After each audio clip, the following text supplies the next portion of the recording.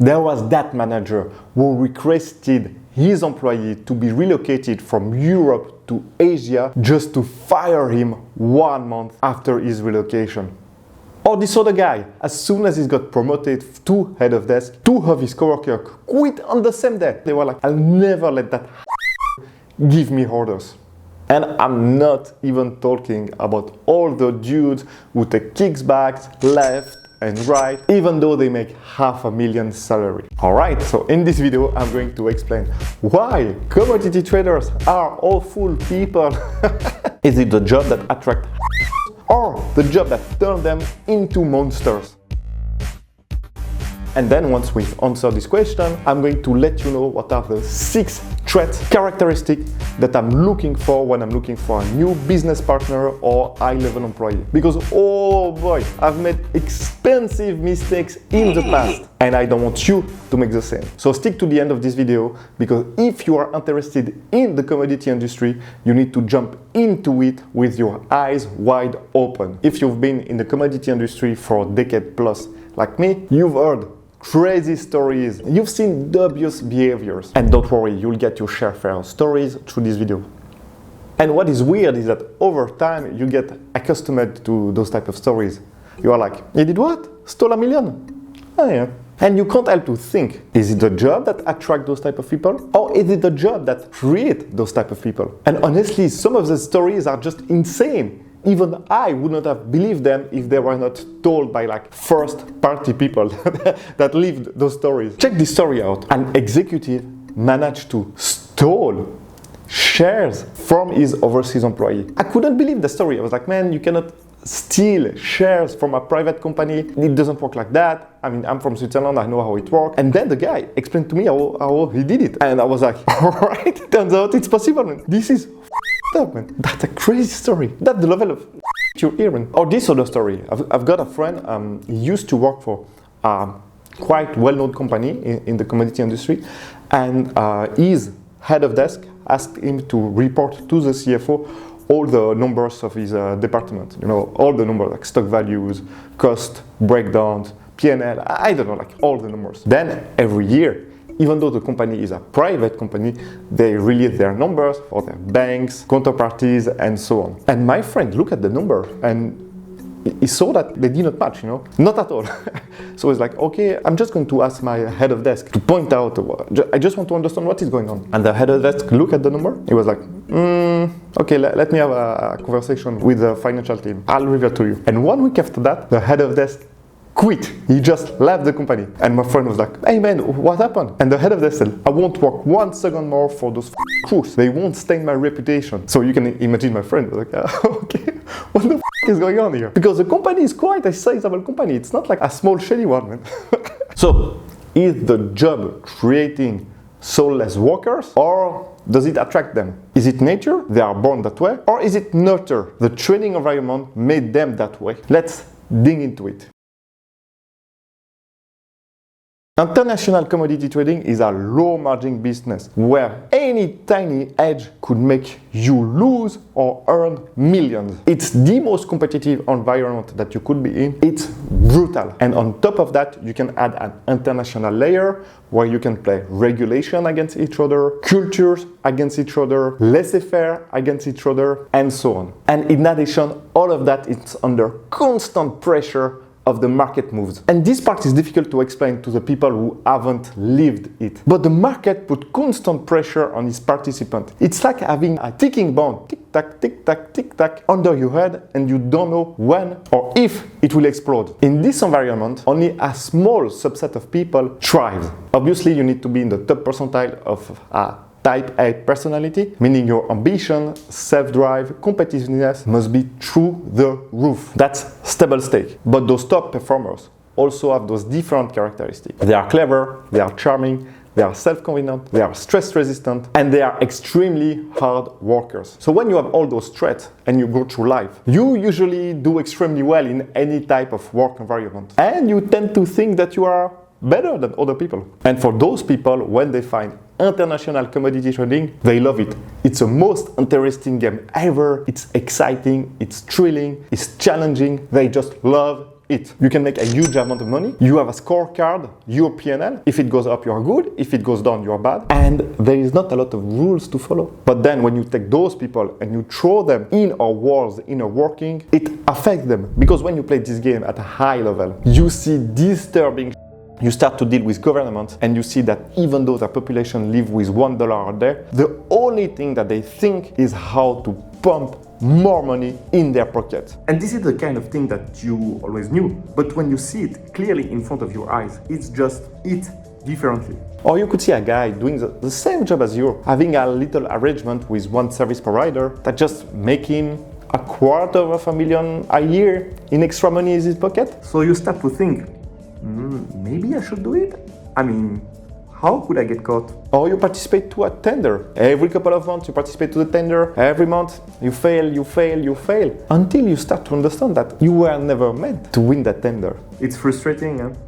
Or you are exposed to other culture where lying is table stake, and if you are too to believe them, it's on you. And it's the same for stealing. So you are starting to have second thought about the human nature. So you can easily understand why that if you don't have a solid moral compass and you play at the highest level of this game, it's a slippery slope. But you can also understand why that all my dearest and closest friends comes from this industry. Because if you manage to navigate this environment without turning it into a piece of you are an extraordinary person. You've interiorized that good people do bad stuff and that bad people do good stuff. And you also know that although environment dictates a lot in someone's behaviors, you know in your core that there is no determinist jail. Because you've dealt with people who had everything against them in the poorest country, but they still managed to make something about themselves. Yeah, anyway, let's not make this video too serious. Now that you understand what type of people do well in commodity trading and what type of challenges they face, let's see the 6 trait characteristics that I'm looking for in any high-level employee or business partner. And seriously, write them down, use them, your life will be easier and you'll make more money. I'm telling you. It happened to me. In the past, I made terrible mistake about the type of people that I partner up with. I hired employees that were not at all suitable for the job. One of my business partners stole all of my money and my company business. I don't think you can do worse than that. So in order to avoid that in the future, I came up with a small list of things that I must see or I would like to see in someone new that is going to be a close partner. Here we go.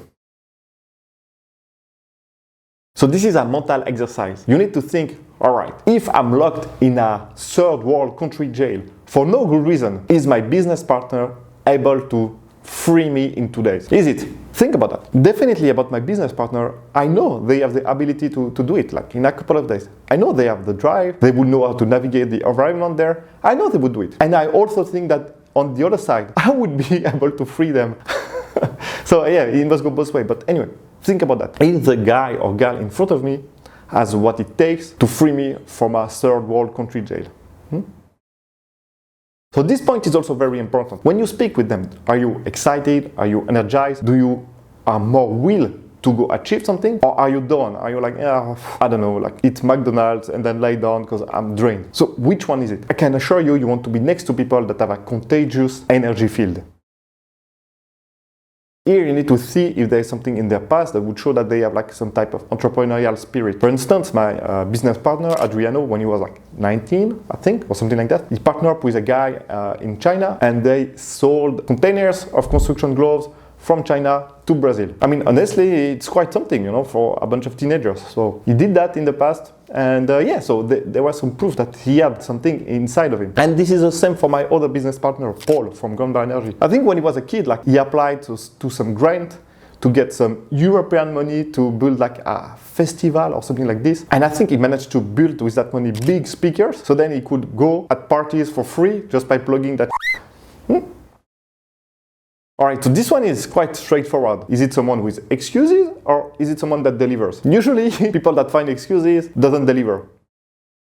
Here again, is it someone who is constantly learning? Because if your company is growing, your business partner is going to need to learn new skills, new behaviors, new character traits. And if they don't like learning, then it won't work. But I can tell you, all my business partners love learnings. And this is also why I think I've found most of them in my Shipping and Commodity Academy. And by the way, about that, man, in the Shipping and Commodity Academy, there's a lot of quite experienced trader that takes those courses. And I'm always like, look, man, are you sure? Because you are already above the course level. So why do you want to take it? And all of them, they came up with the same answers, like, man, because I just want to learn. Is there something that I missed? Can I learn something about it? And so on. I can see this clearly. I mean, the top performers, they always want to learn. And that's very important trait. And that's a common trait in all of them.